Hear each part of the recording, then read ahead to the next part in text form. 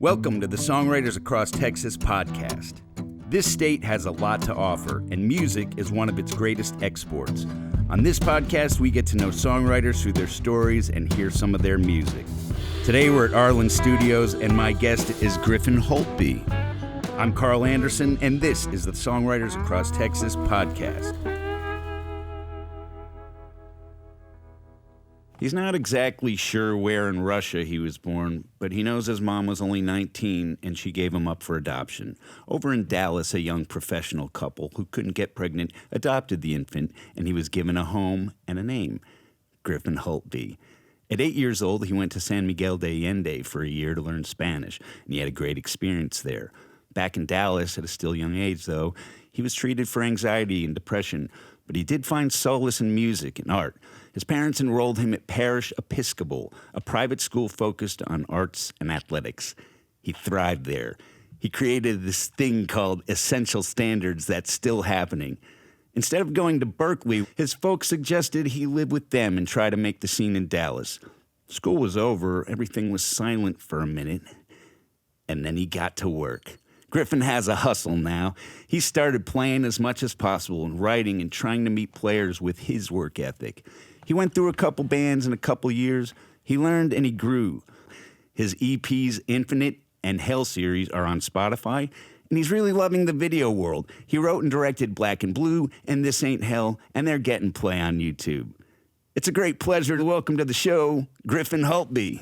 Howdy, howdy. Howdy, howdy. What you gonna kick us off with? I'm gonna do a song called Greenville. It goes out to anyone who's ever had their heart broken in a bar. Goes like this.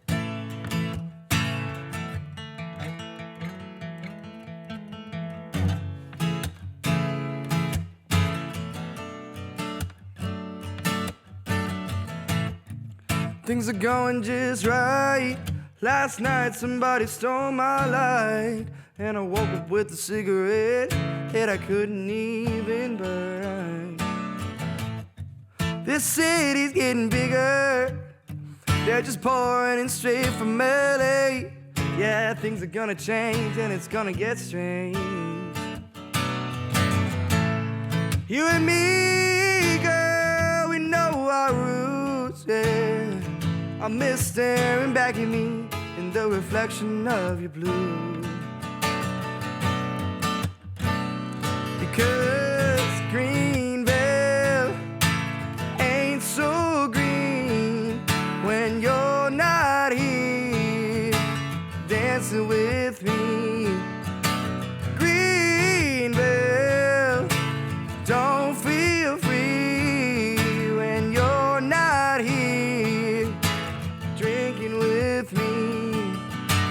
Ooh.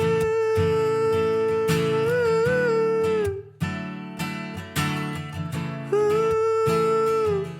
No, it ain't so green.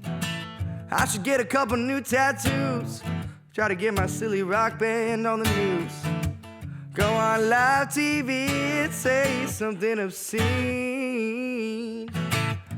I hope things get better, up all night still drinking alone. And years from now, you know that you're the only one.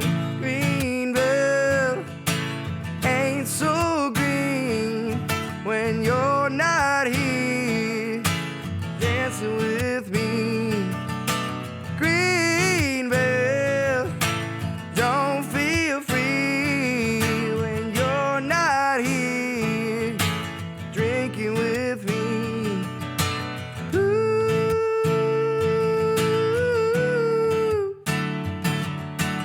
Ooh. No, it ain't so green.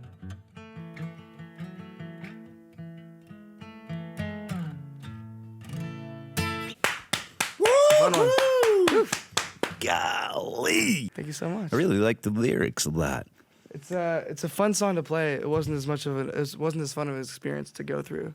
Right. But Right. No, definitely but you worth it. just I could tell you took your time Thanks. writing those lyrics out. Usually, like, songs come in different ways, but the best ones I've found that I've written that I've gotten to like perform over the course of time it's almost, I don't know, it's like if you're a comedian, you go and like you say a joke one way one time and then a different way a different time. I usually, like, when I write, I don't always like have an actual verse. I kind of just, the choruses are really where my strong suit is. Because that's like the big punch part of the song, and I've always just been attracted to like these really big choruses, and that's kind of where my songwriting came from, was like just coming up with these ideas with these melodies when I was a kid, and it would always be like this chorus part. So the verses usually have to get filled in like on the spot live. Obviously not with that one anymore, but Right. like I would do that song, and it's funny too because like I write a lot of songs and I don't know what they're about until later. Because I was dating the girl that song's about when I wrote it, and I was playing it at shows, and she was standing there, and then the relationship ended, and I went, oh, this is why I had this weird feeling every time I play this, you know? Oh, wow. But it takes time to like build those verses and stuff, and so that story, like, it used to be about like just kind of like being on the street, playing on the street, and then it shifted into like not liking the bar that I was having to play on the regular basis, and then it shifted into like, oh, this is really what it's about. It's like about this relationship and stuff like that. So isn't that interesting? Art informing life, informing art, it's like totally. They just inform each other, and sometimes you write something, and then a year later you're like, oh, it was like a premonition almost. Exactly. Oh my God, it's the weirdest feeling in the world. Let's talk about your upbringing and how it's such a unique story. I've never met anyone who who had your story, and I'd like to hear it out of your mouth. Yeah, totally. It starts across the world. My birth mother was 19 years old, and she was living in Russia, somewhere near the Ukrainian border. Something, like we can't tell if she was Ukrainian descent or if she was actually Ukrainian. But the names and stuff make it seem like that's kind of the case. And I'm going to just ditch this. But, and so she had me out of wedlock, and she fled to a different part of Russia to have me so her family wouldn't know. And her name was Yekaterina Mykolovna Chernoglas. Wow. And she stayed with me for 2 days after having me in a city called Lybertsy. And I don't know anything about my birth father, but my birth name was Oleg Chernoglas Nikolaevich. I even get stamped on it sometimes. How do you know how to say that right? When I was like 14 or 16, my parents have always told me that I was adopted, but like my mom was like, the letter. And I was, what letter? She said, we thought like you knew about this, but there's this one letter, and it's translated from Russian very poorly. And it's just like the most like Mother Russia thing you could ever imagine. Because I started thinking, oh my God, she was like my child. I'm gonna miss you forever. I hope you find a great home. But no, it was like I did not have any bad habits. No cigarette smoke. The father was a healthy male, totally just like information. And so wait, it has how her name on you? it, and I kind of went on Google Translate and typed it in with the weird Russian keyboard and heard it a bunch of times because I wanted it to be. I don't have this big urge to go back and really explore that a lot.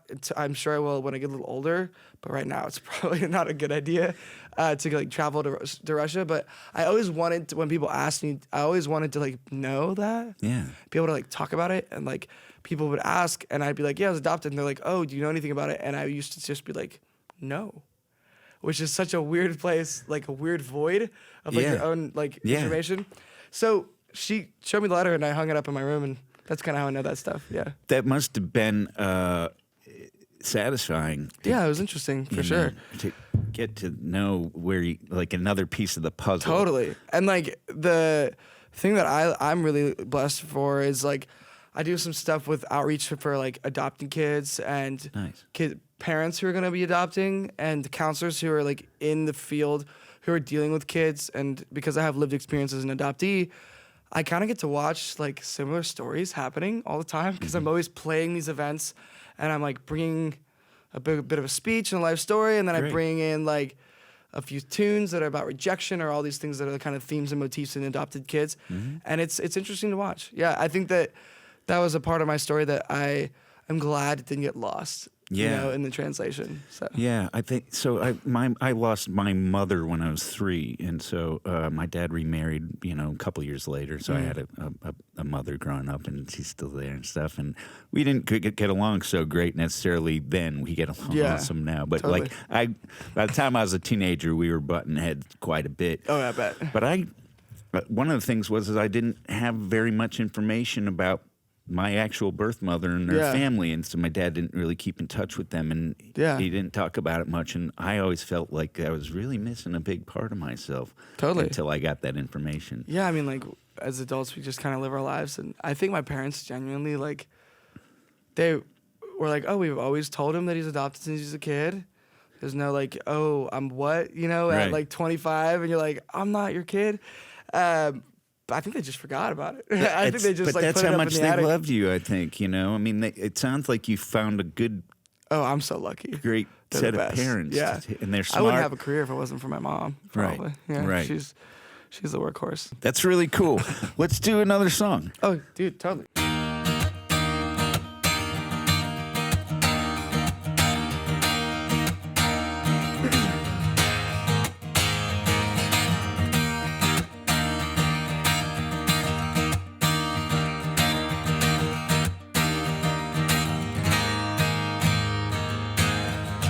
The way she walks, enough to immobilize me, yeah. The way she talks,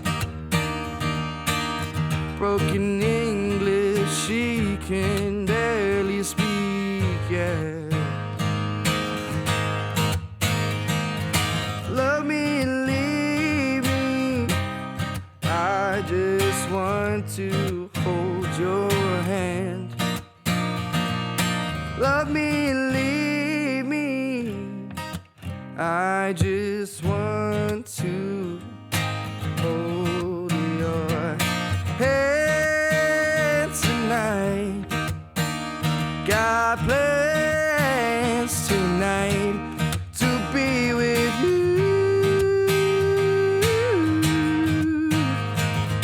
Whoa, yeah, hold your head tonight.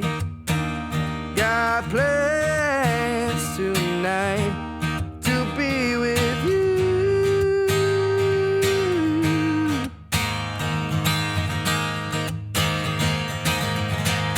To be with you.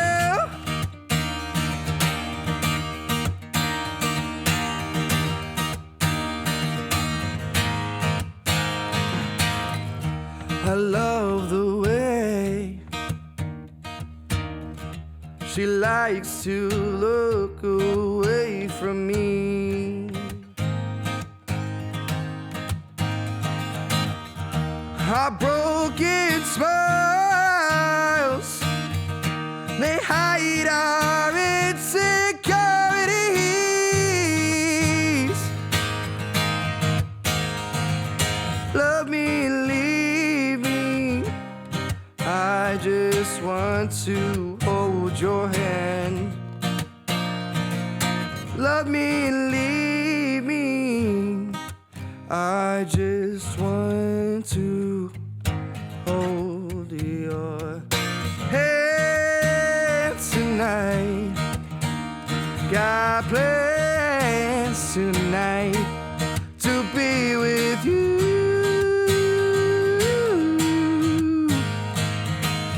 Oh yeah, hold your hand tonight. Got plans tonight to be with you, yeah. With you, to be with you.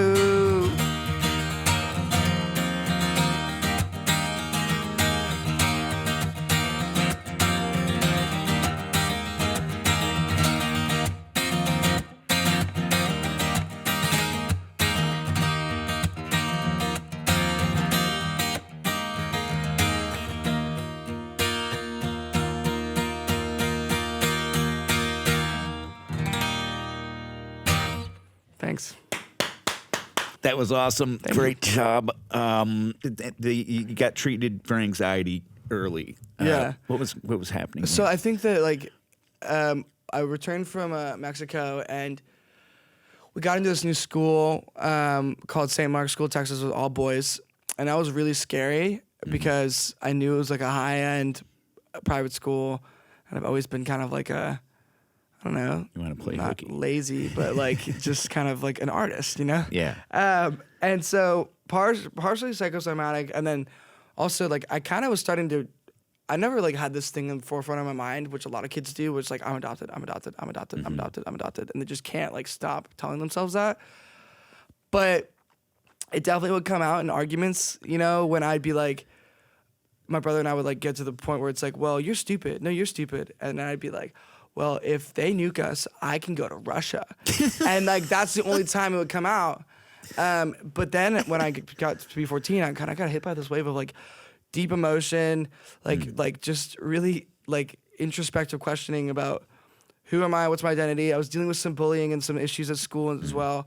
And so like I started self-harming. I was drinking at like 13 and smoking weed and stuff like that, and smoking spice at the time because of an old guitar teacher. I don't even know what that is. Really immature guy who was like 19, and he was super inspiring. Don't get me wrong. The guy taught me how to write songs, you know, but definitely was not like the most amazing influence on me at the time.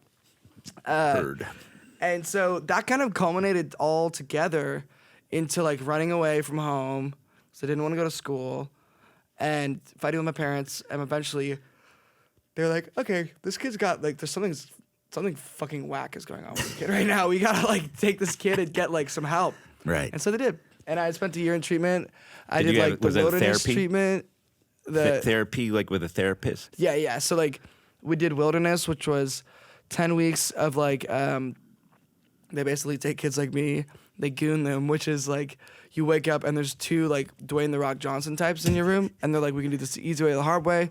Your parents have legally signed you over to their custody for like a day, and then they fly you to like a rehab or whatever. Like, think about it. Like, you can't like ask your crackhead son to like not beat the hell out of grandma if you do like an intervention if he's on crack, right? You need like some security. Muscle. So I got sent to a rehab, and then me and this kid from Dallas ran away from the rehab and became legends. And then they were like, okay, that's not a good idea. And they sent me to wilderness, which was surreal. Any parents listening with like shit disturber kids, wilderness is the deal. They take you out in the middle of nowhere, and they like they take all your stuff from you. They give you camping gear, and not even camping gear, just like a tarp and a pad, and you hike like 10 miles a day, and you have to make your own food, and you have to like, you know, dig your own poo hole and all this stuff. And you'd stop thinking about like, oh, does Becky like me? Right. Like you just start thinking about like, oh, I have to pee now. Like I have to eat. I'm cold, you know? And like it changes like the neurological process before you get into like the therapeutic things. So a lot of people will use it as like a way to get a kid in the middle of nowhere without a phone, break them down in a way that's not like super hardcore, so that like you can start to build up again. Yeah. And then from there, I spent 10 weeks in so I was in Idaho, and then spent 10 weeks in Utah, which was really fun hanging out with all the Mormons who couldn't like drink and all this stuff, and they wouldn't even like have coffee. It was blew our minds when I was a kid. Right. And I did like 10 months in like an inpatient, which is like, imagine a frat house but minus frat ad therapy, and like 4 therapists, and we do like groups every day and all this stuff. And there was a lot of kids in there that like, I definitely got like the why the hell are you here thing. Like, what, you smoked some pot? Right. Like, why are you here, dude?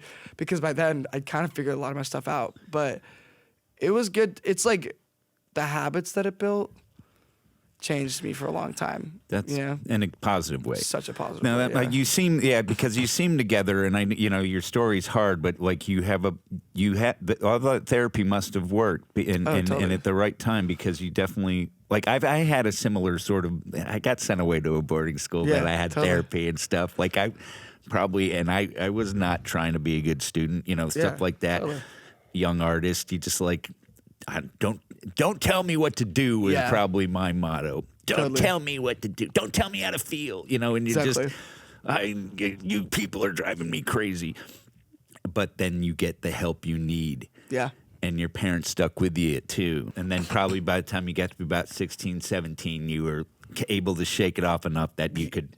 Yeah, 100%. Like after that year of treatment, I went to a new school. That's when called Parish. Yes, right? yes. And that was a completely different experience with music. And it took there's more to it. Like I was good at singing because I had this vocal coach called Elena Shoemaker, who's sadly passed away.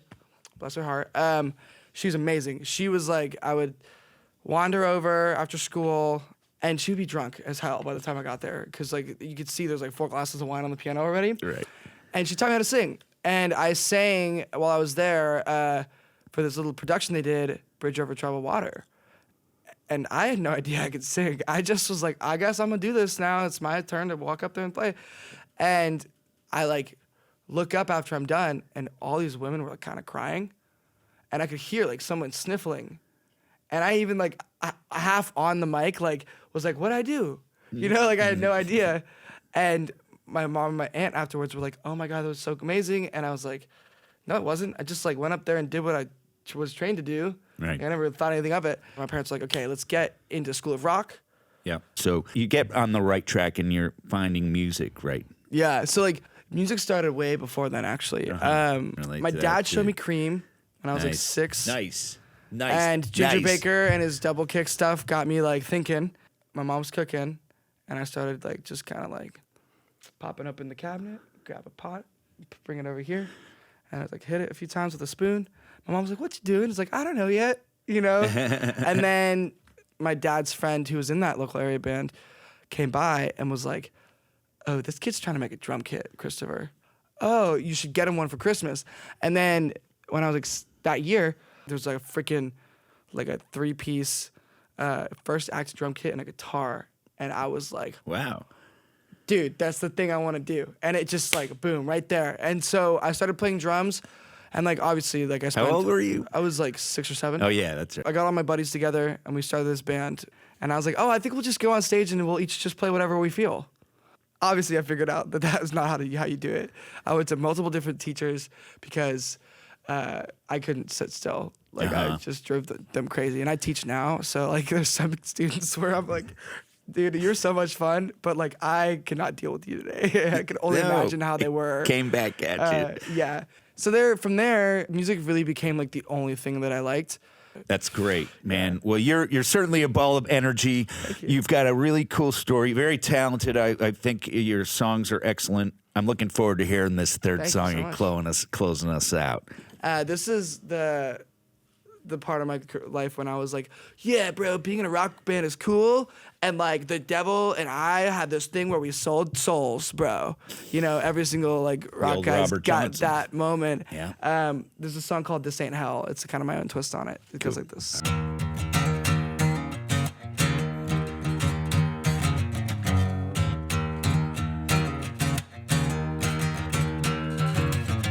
Dirt under my boots, sweat down to my roots. 3 days in the Delta, looking for the devil where the dog of my brother gets crossed by the southern, yeah.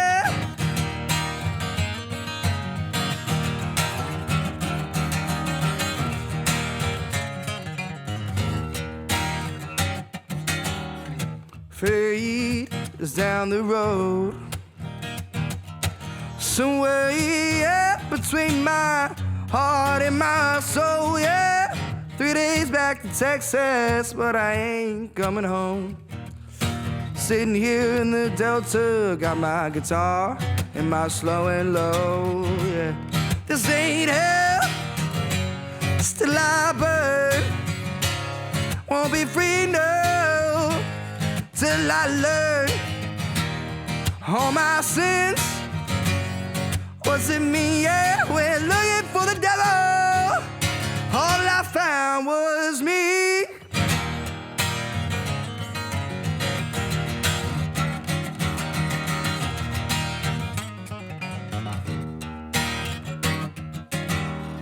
Sweat all my tears,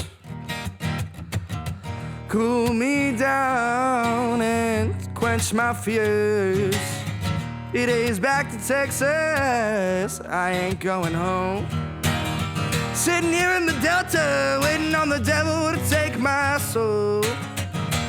This ain't hell, still I burn. Won't be free, no, till I learn, yeah, all my sins. What to me when looking for the devil? All I found was me, yeah.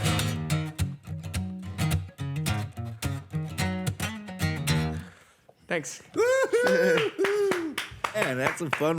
And there's a video that goes with that one. Griffin, is it Griffin? Yeah. HOLTBY Yes, sir. .com.